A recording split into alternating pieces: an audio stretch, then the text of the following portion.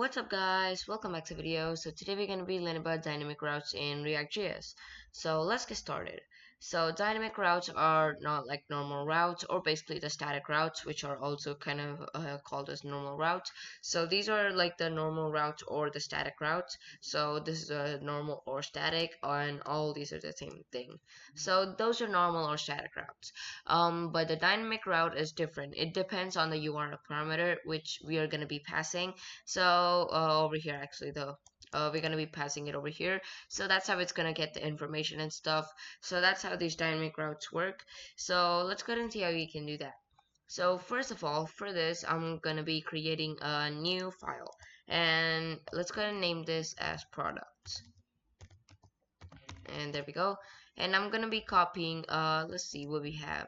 So we're not gonna be copying this. I'm gonna be actually copying the home code over here and pasting it over there. And I'm just gonna be changing the name, products, and the same thing for here.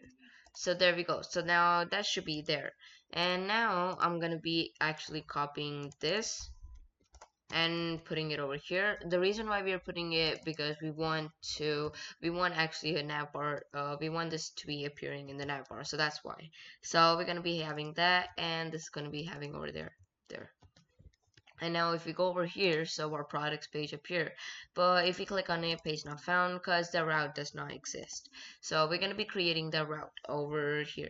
So I'm going to be copying this and pasting it over here. And this thing over here about is going to be product.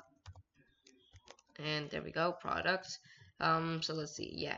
And this is going to be products too. There we go. So it automatically imported over there. And if we go over here, so there we go, that works. We are getting our thing what we are trying to display over here, which is products. So that works. And now what we want to be doing is, like, whenever you want to access a specific product, you gotta have something like one or something like that.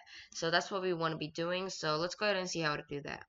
So first of all, this is going to be, we're going to be creating a new file, of course. And for this, I'm gonna name this as product, and not and by the way, many people might think we have two files the same, but this is products, basically multiple, and this is just single. So that's why I just named that product. And we are gonna go to our help over here, actually our home, by the way. Where is it? Home. Actually, we're gonna use about this time, and we're gonna be having our product over here.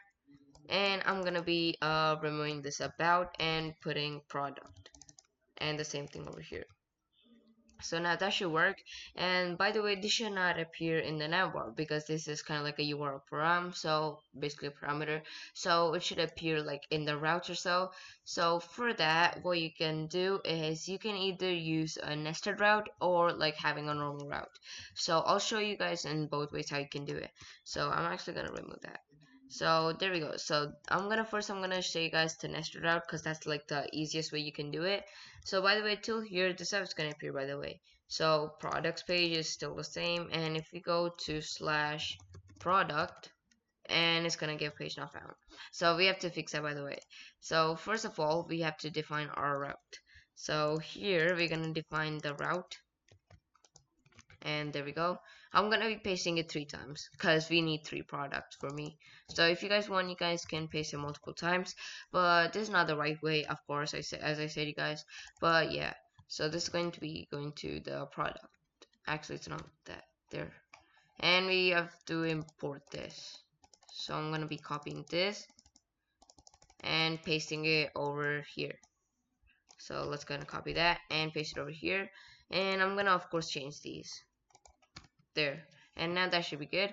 So now we actually imported our product, and I'm gonna be using this the same thing here and here.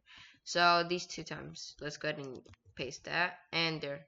So now this should work for us, right? So now let me actually remove this tag over here. There. So now we actually are using our product 3 times, but instead what I'm gonna be using is I'm gonna be using 1. This is gonna be 2.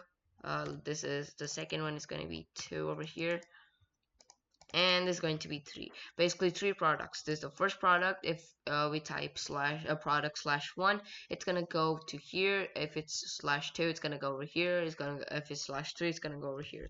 So let's go ahead and type /1, and there we go. So we're actually not seeing product because we are not using the outlet and stuff, so we can use that.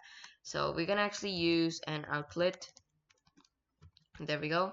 So we import it over here, and of course we have to use a fragment. So let's go ahead and copy this and put it over here. There we go. So now this should work. So there we go. We're getting our product over there. So if you guys want, we can change it to H3, which is better, I guess. And there we go. So now that should be better.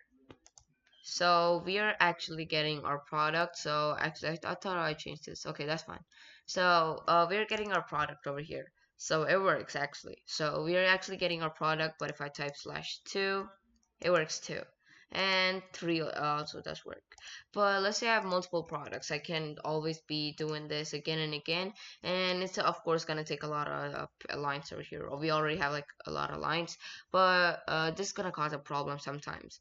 So instead, what I'm gonna be doing is we can actually remove all this, and we can do something like this. So we can use a dynamic route, basically using a URL param.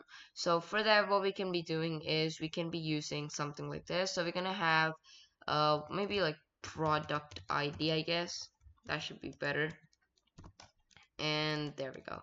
So this is gonna be accepting any number like 1, 2, 3, or anything, so it can accept anything. So if I take 5, which we don't even have, it's still accepted. And also like any string, I guess. Yeah, string works too. So that works. So the better way is you can use this URL this thing over here, dynamic routes. So this is depending on the URL param. So we're gonna be learning about this URL parameter in my next video. So yeah, so that's pretty much it about this dynamic routes. I know it's kind of hard to understand, but if you guys just be practicing, it's gonna be easy. So yeah, so that's pretty much it about this dynamic routes. So that's it for today's video. See you in the next video. Until then, bye bye.